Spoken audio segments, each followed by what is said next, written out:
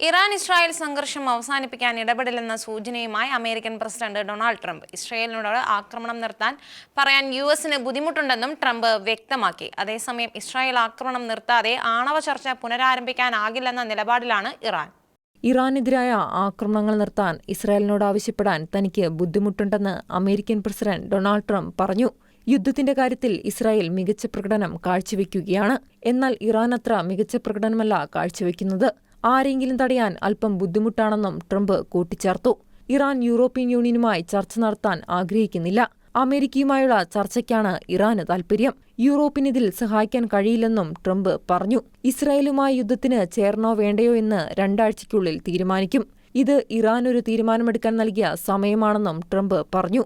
എന്നാൽ ഇസ്രായേൽ ആക്രമണം നിർത്താതെ ആണവ ചർച്ച പുനരാരംഭിക്കാനാകില്ലെന്ന നിലപാടിലാണ് ഇറാൻ. യൂറോപ്യൻ രാജ്യങ്ങളിലെ നേതാക്കളും നയതന്ത്രജ്ഞരും നടത്തിയ ചർച്ചയിലാണ് ഇറാൻ വിദേശകാര്യമന്ത്രി അബ്ബാസ് അരാക്ചി നിലപാട് വ്യക്തമാക്കിയത്.